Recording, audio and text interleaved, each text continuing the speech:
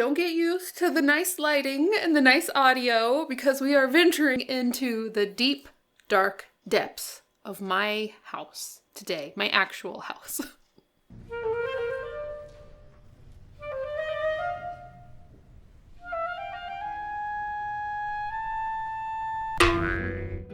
What do I do with all of my projects once they're finished? Well, that's a question I've got several times, and in today's video, I'm going to be showing you where they're at. I only slightly cleaned up for this video today, so there still may be little bits of messes here and there. It's mostly cleaned up, I would say. Storage can be a huge problem for miniaturists, which is why I think this is such a popular question. People want to know, since I make so many projects, where do they go? Mostly, I just find places, and I'm lucky enough to have like this built-in shelving area in a hallway, and I will be showing that to you today. But at the end, I will be giving you a few ideas on what you can do with your projects if you just want to create, but don't have enough space in your home to keep them. We shall begin the tour of where my projects are in the room you are already familiar with, the studio. I'm sure you're familiar with the Fairfield, my half-scale project that I started in the live streams. It sits right here, and I've started to build this little pink foam board base that's underneath it. That is actually sitting on top of my Addams Family base. Speaking of the Addams Family, it is currently stored at a museum, which is nice because that means it's not here. But it will be here at the end of the year, and it will have to go back on this base, and I'm gonna have to figure out how to reorganize this room to fit the giant Addams Family house. Wish me luck on that one. I have a couple smaller projects that are up on this shelf up here. I've found that like shelving up high is really helpful because a lot of times we don't use the space at the very top of our walls, and you will see a couple other up high shelves that hold projects for me. I think that's it for this area. Over just to my side, which I'm sure you've seen also in the background, is the captain's quarters. It is sitting on top of a table that I found on the side of the road. I'm not sure if that's going to be its final base, but it has been really helpful to hold the captain's quarters while I'm working on it. And underneath, I have a lot of boxes that are labeled for both the Fairfield and the captain's quarters.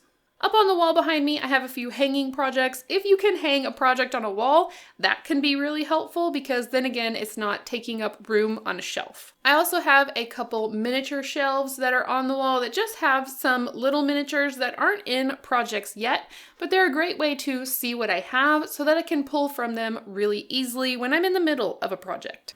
On the other side of the studio, I do have a shelf. Like I said, I like to take advantage of upper shelf space that's up out of the way, usually above my head.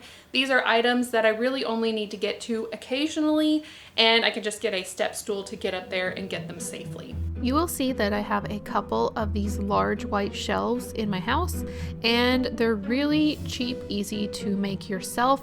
If you go to Home Depot and look for a 1-inch thick, 12-inch deep, and 8-foot long MDF board, you can buy them individually and have them cut in Home Depot if you need them to be a little bit shorter. And then you can purchase these 10-inch by 12-inch wide shelf brackets. I have 5 for each one of these shelves, and you just install them underneath the shelf like this, and they're only about $3 each. So this can be a really cheap alternative to getting a shelving unit to just make your own shelves out of these pieces from Home Depot. You can probably get them at some other hardware places as well.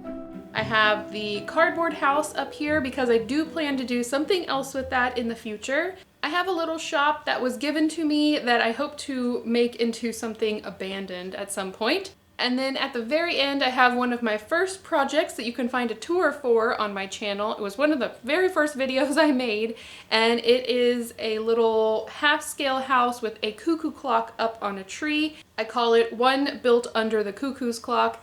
I will be putting links to all of the videos for these projects in the description box below, so it's just gonna be like Link City down there. I've got my own work cut out for me. But in case you are seeing a project that you want to see more of and you've just missed on my channel, you can look down there and I will try to have everything labeled and easy to find. I have another miniature shelf here, just like I had on the other wall, and those just have some of my favorite little minis on there. And then of course behind me here is the Beetlejuice house, taking up quite a bit of room in this corner, and it's where it's living right now. It's pretty happy there, I think, and it's kind of blocking my closet a little bit, but whatever works. I also have a few shelves here that has some amiibo figures and just a bunch of other stuff. There's a Bob Ross up there. It's just kind of been a catch-all for figures. So that's what's on this side. And now to another corner of the studio. On this side of the studio, I have my daughter's dollhouse up in the corner. This is a dollhouse that I plan to work on with her at some point. Every now and then she feels in the mood to work on it, but it hasn't been a lot, and I just don't want to force that on her. So it's just kind of hanging out in the corner, waiting for that moment.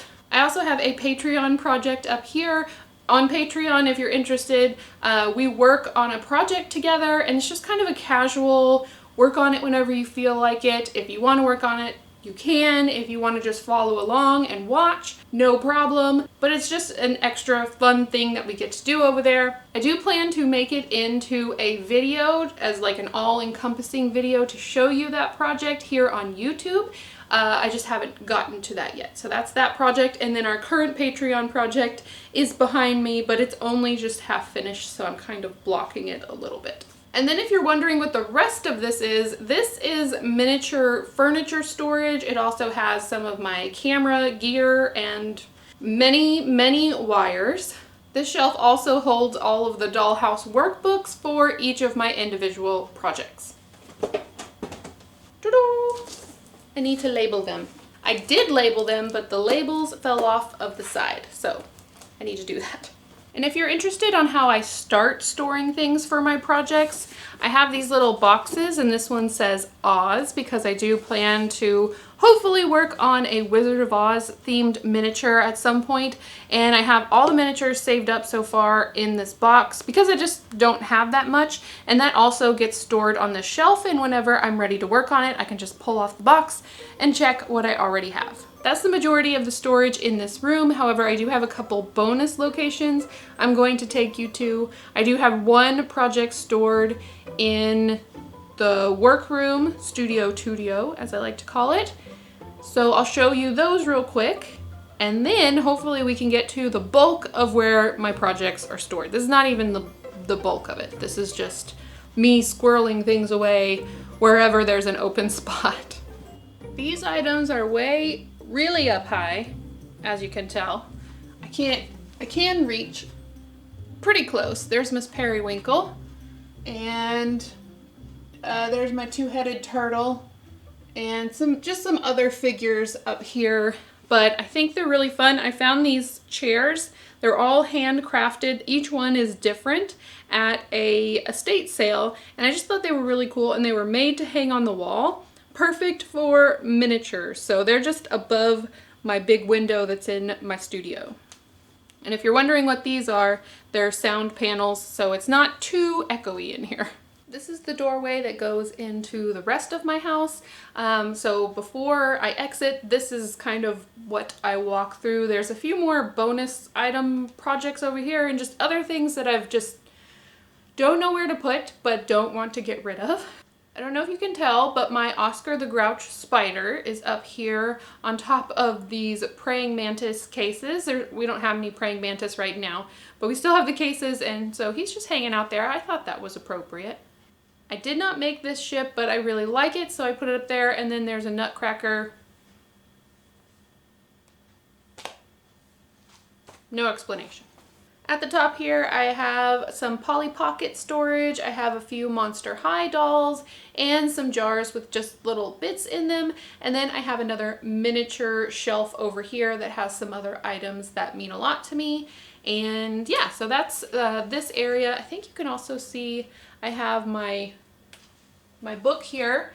It actually says words. It's really full. If you've ever sent me a letter or a package that had some sort of writing in it, all of that goes into this book so that I can keep it. And I just love looking through that occasionally and remembering the things that you've sent to me. So thank you. So now we're gonna go this way into Studio Tudio. This was the studio that I had built onto my house. We basically just had a wall to build in our back patio, and I don't have a lot of projects. I only have one project that's stored in there, and honestly I don't want it to be stored in there for long because there's a lot of light that comes into this space and I don't want it to fade. So we're gonna go in there now. So out here in the studio, I have some shelving that has like my kits and things that I can pull from whenever I'm doing packaging. And right here in the corner is the Shining project. Like I said, I don't want it to be out here for very long because a lot of natural sunlight comes in here, which is great for the purposes of working, but not great for storing projects because it could start to fade. I think it would be really fun to contact my local library and see if they would be interested in showing it, just because The Shining is a book, and I don't know. I'm hoping I can do that and then it'll have a place outside of my home for a little bit, but I'm not quite ready to sell it or give it away. I really enjoy seeing it, but I just need a better place for it. I'm working on that. There's an exercise bike here, so I have to like climb over it. I will also link the video on the building of this studio if you want to check it out a little bit more and you missed that link.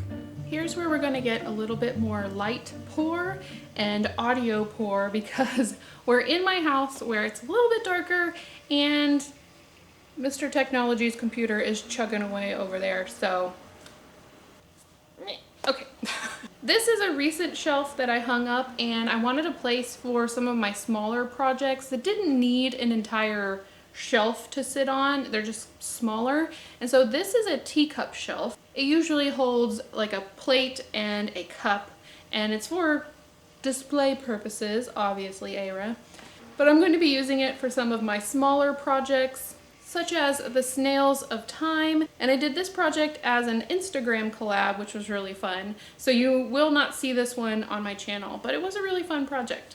This little cabinet was gifted to me, and then I have a couple little things that my children made. And this was a random piece of wood from my childhood when I lived in the Caribbean, and I've just always kept it.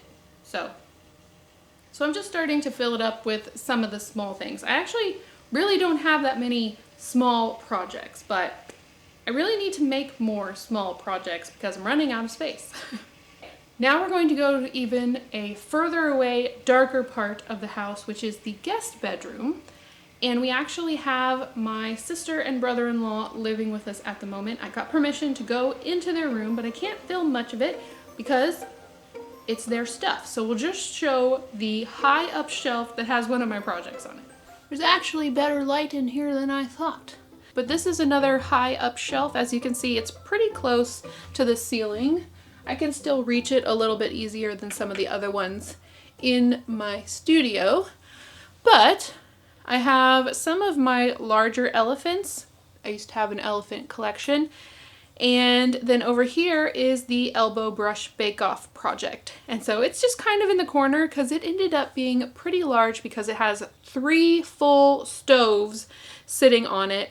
I'll try and like hold the camera up there so you can see it if you haven't seen it before. And then, as I said, I will link it down below if you want to check it out. That was a collab and it was really fun. And since I mentioned elephants, do you want to see what's left of my elephant collection? Because I will show you. You said yes? Okay. Ta-da! Elephants! Another good way to store your miniatures. Excuse me, Stormy? She is like, a tripod is in my way. Stormy's here, everybody. Another good way to store miniatures is on some thin shelves in a hallway, if possible. These are miniature elephants, but it still works just the same. And I have some of the smaller ones that are more prone to fall and get lost in the hallway in the one with doors. But I collected them for a while. I don't collect them anymore, but I did want to hold on to the smaller ones I just really liked, or have some kind of connection to my past. I am a little bit of a collector, I would say. I don't want to say hoarder. I'm an organized, purposeful collector of things I like. Somewhat organized. She loves me no matter what I am. There is a bit of dust. I'm going to give you a closer look. There is a bit of dust, just so you know.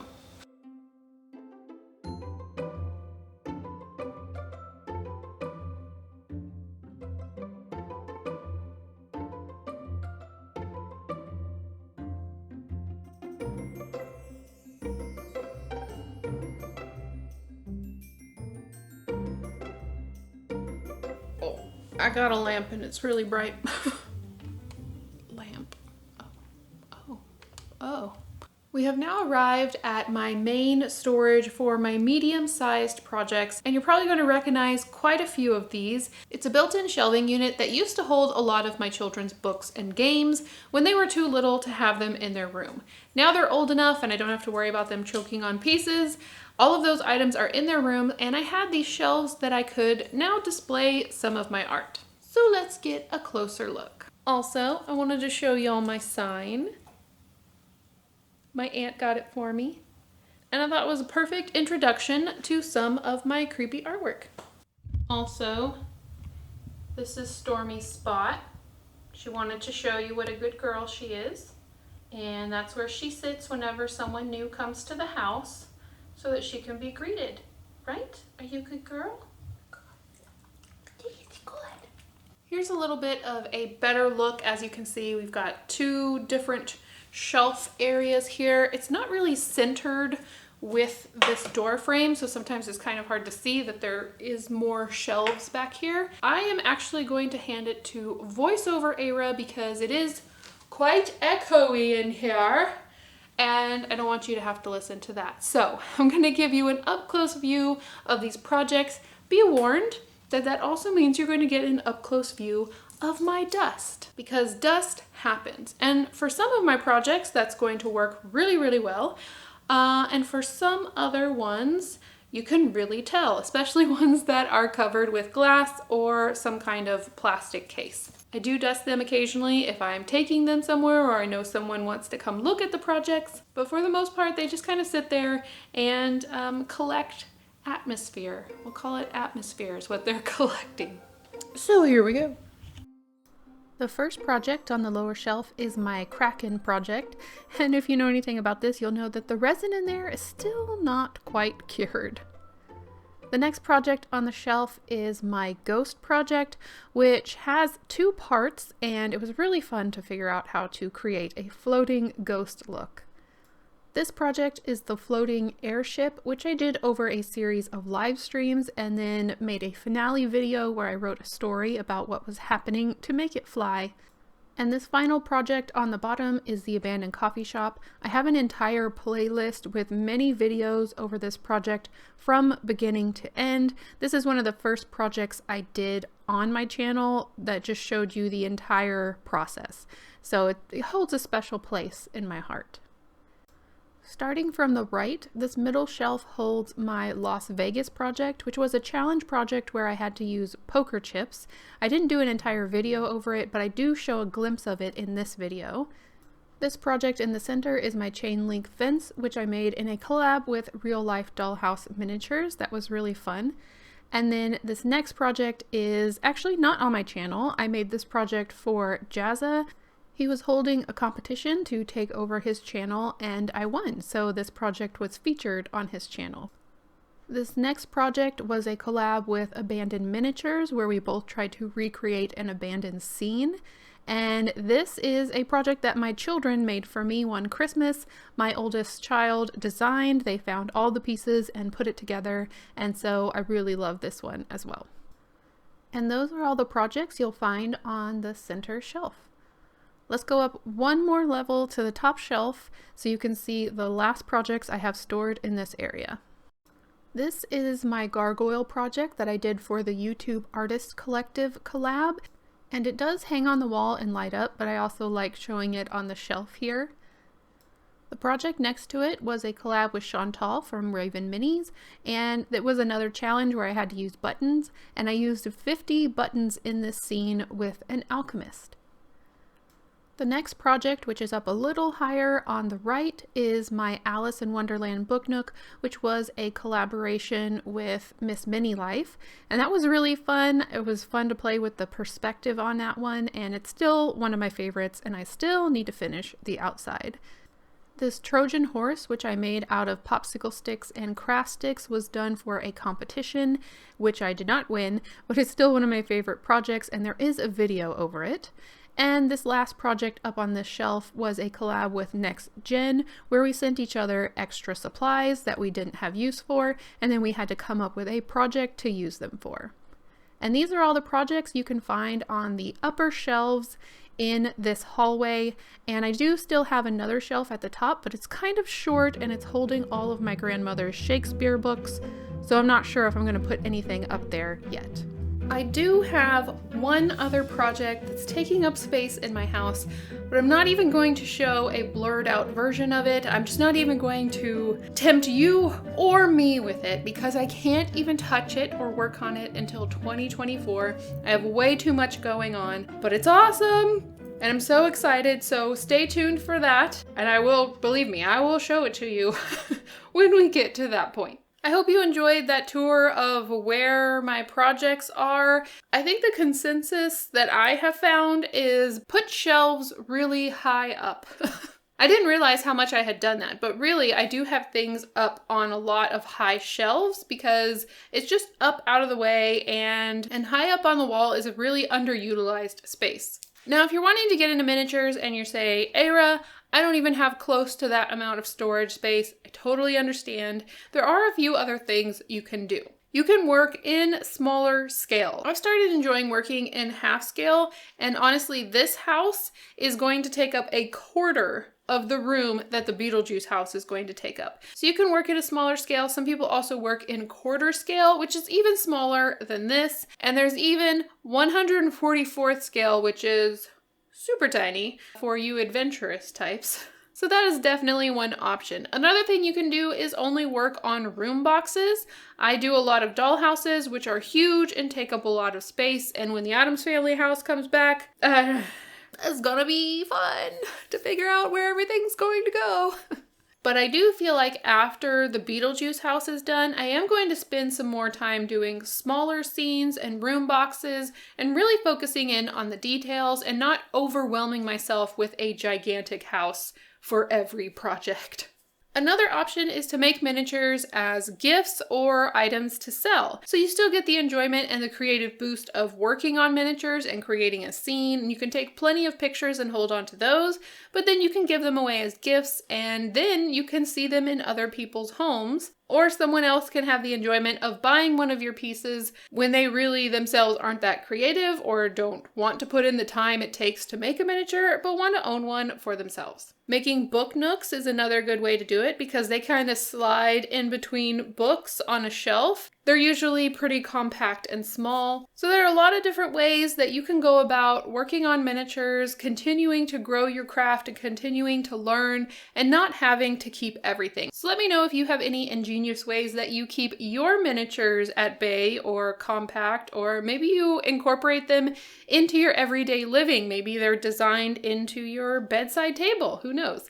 Let me know in the comments below, and let me know if there's a project you saw on my shelves anywhere that you didn't even know existed. Again, I will have all those links in the description box below so you can check them out if there's one you missed. I hope you enjoyed this quick video tour. It was something I could do to share an answer to a question I've gotten many times and also buy myself a little bit more time on a longer project I am working on for the captain's quarters.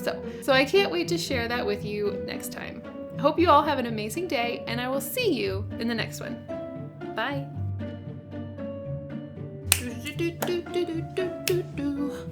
Yeah. I think that's all there is over here. We're